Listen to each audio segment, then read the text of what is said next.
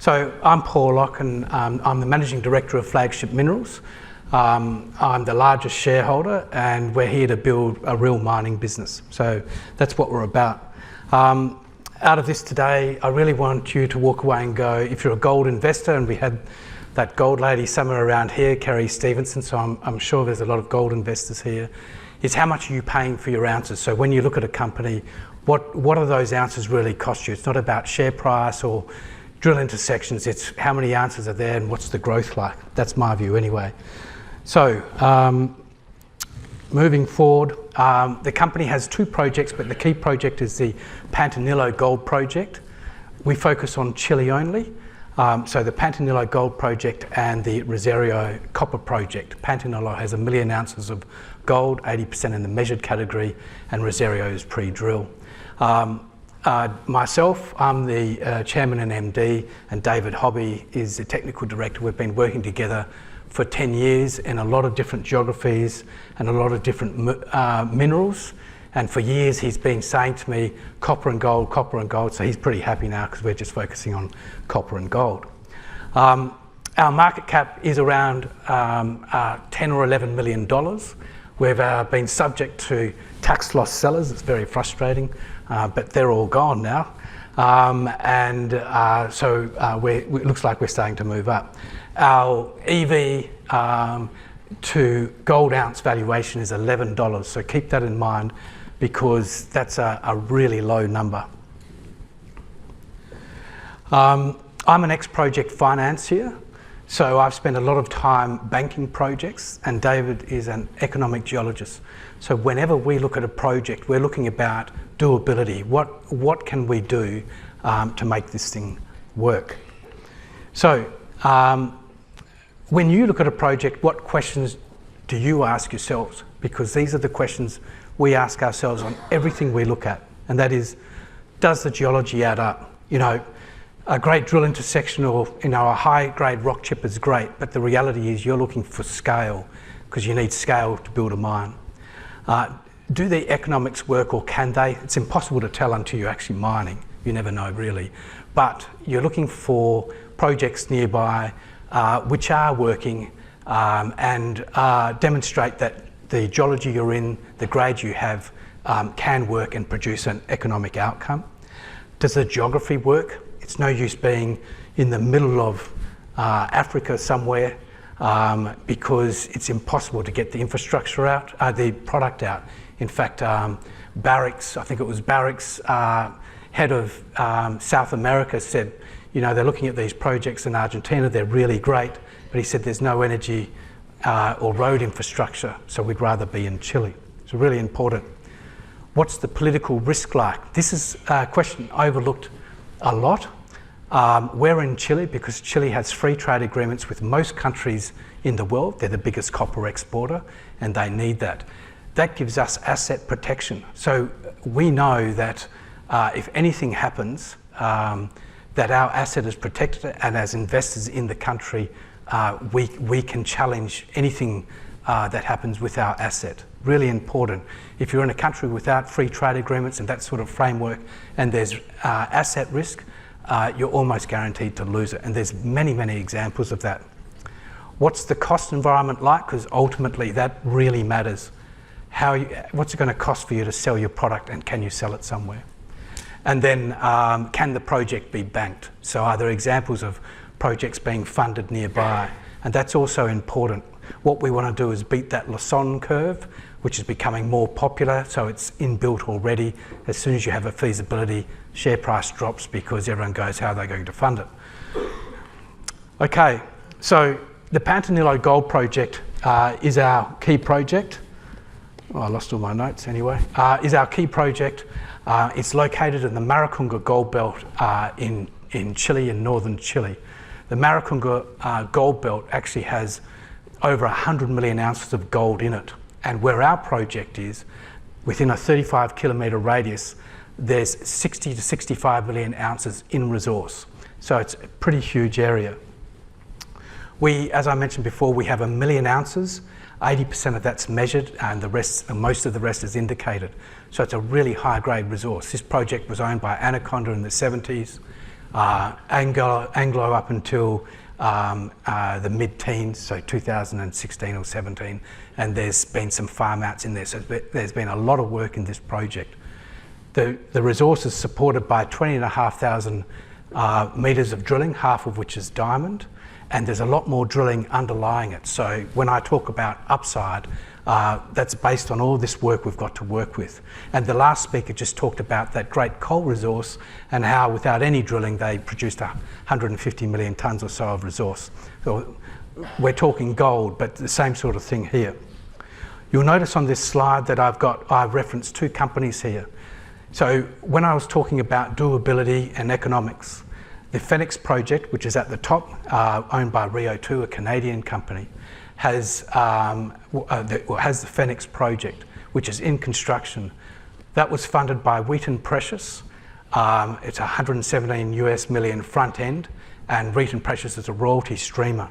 I just beat the Lassonde curve because I'm not going to the equity market. I've found an alternate form of finance, and that's what is really important to us. Interestingly, Phoenix has a reserve grade or a head grade of about 0.48 grams a tonne, which sounds ridiculously low, but its all-in sustainable cost is $1,237, which is really good. Then next to us is the Vulcan project, owned by LSE-listed Hochschild. The Vulcan project is a massive project, over 11 million ounces in resource. Their PEA has them producing gold at $1,002 per ounce, so that's really low cost. And when I talk low cost, this curve here was published for first quarter gold production in Australia and New Zealand first quarter this year. And you can see that the Phoenix and Vulcan projects are in the bottom 6th or 7th of the cost curve. So it just shows that even though these are low grade projects, they are going to be producing ounces at just about a lower cost than any producer in Australia is at the moment. So that's what we talk about and look at when we look at a project. It's not about grade, it's not about drill intersections, it's about bulk, scale, and can we deliver a project which is going to deliver good upside. So onto the project itself and where we plan to take it. So I mentioned that there's been a lot of work done on this project, and we can see here a block model. So all this drilling produced a pit-constrained mineral resource, and that black line you can see in the middle is the bottom of the pit, and you can see drill holes going below it and a lot of colour going below the pit. That's all there for the taking. So right now our million ounces is based on a 0.3 cutoff and a gold price of 1,035, super low. Our neighbours are using a cutoff of 0.15 and the current gold price is much higher than that. So that means that there's a lot of gold in that pit which is not included in the resource because it's below the current cutoff.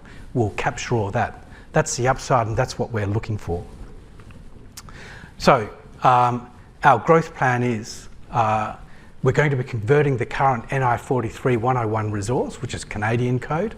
Nothing wrong with that. Barrick, Newmont, Goldfields, all of them work on that basis. But because we're ASX, we've got to convert it to JORC. And when we can convert it to JORC, we'll drop the cutoff, use their current economics, and we should see a substantial uplift in our ounces, and a material uplift from our current million ounces. We're going to recut the pit shell, so we've got drilling in and around the pit shell, and that will allow us to grow the ounces by lateral movements in the pit shell. Then we're going to look at extensional drilling below the pit shell and increase the ounces there, and then along strike, and then with our prospects elsewhere in the block. So you'll see the numbers T1 and T2 is around what we've got now. T3 to T7 are prospects which are elsewhere. So this is an example of what's happening around the pit. I've got two cross sections here. This cross section here, you can see the pit shell in green dotted line and the drilling under the pit, which is not in our resource. And there's some fantastic grades in there, including 161 metres at 1.23 grams a tonne and heaps of other stuff happening. So there's some really high grade intersections in there, and this is where our immediate growth is coming from, and this is where we can convert. We think we can convert to JORC and increase our resource without drilling a hole because it's all been drilled. This intersection here You can see that they didn't drill below the pit shell, but it's further in. There will be mineralisation under there. But what excites us about this intersection is this deep hole here with 440 metres grading 0.49 grams a tonne. There's a company with a copper project in Peru called OzQuest, and they're valued right now at around 60 or 70 million. They got going on one drill hole, which is nearly half the grade of this. It was in copper, and that was a drill. They're drilling. We've already drilled, and we've got these sorts of grades. So a lot of upside here. And then this is what's happening in the project area. So these green areas, you can see our area there, our million ounces. That's our resource footprint. The Vulcan project, 12 kilometres to the northwest, has 11 million ounces in it, and that's its resource footprint. That pink area, where T1 and T2 is, that's our extensional growth. That's from ASTA imaging, and that's alteration zones. There's gold mineralisation in there. So we expect to increase from 1 million ounces to $million ounces based on our cut-off grade and gold price, from that new resource along strike to T1 and T2, we don't know how much yet, and then underneath into the sulfides again. So we see a really large project here. Then on the right-hand side, you'll see, you can see the green pit shell outline and the T1 and T2 prospect areas in that pink area. And you can see the prospect areas T3 through to T7, and they're in that lighter coloured zones. They're called volcanic alteration zones, and that's what everyone targets up in this part of the Maricunga gold belt. That's where the gold mineralisation is. So we've got 110 square kilometres. Our current resource equates to about 0.5 square kilometres. We've got about 5 to 6 kilometres of strike, 2 to 3 kilometres each side of the current resource, and we've got 5 really strong gold targets elsewhere in the block. So it's the value proposition, and at the very start I said, how much are you paying for your ounces? And this is where it gets really important, because right now, just on our 1 million ounces, we're valued at around $11 or so, $11 or $12 per ounce on an enterprise value. Our peer group averages $90 an ounce and goes right up to near $250 an ounce. I mean, the guys on the left there might be a bit expensive.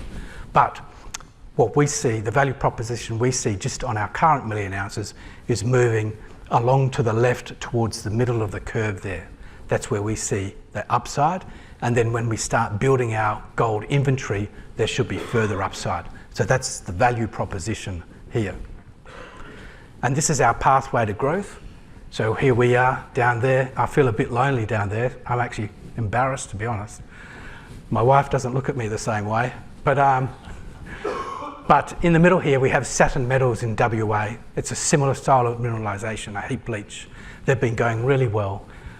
They've actually got 2 million ounces, but we just put the measured and indicated here. So we've got about 1.16 million ounces, and they're valued at $160 million today. So they're going well. And then Rio 2, which is in construction at the moment, which is 35 k's north of us in the same belt, are valued at plus $600 million Aussie. You'll see the nice red tag up the top there. That's care of the ASX. This is just where we think we can take it, but it's not investment advice, of course. You can see how we plan to grow our resource there. So there's a lot of work to do, and most of that work at the front end requires absolutely no drilling, just a lot of reporting great stuff.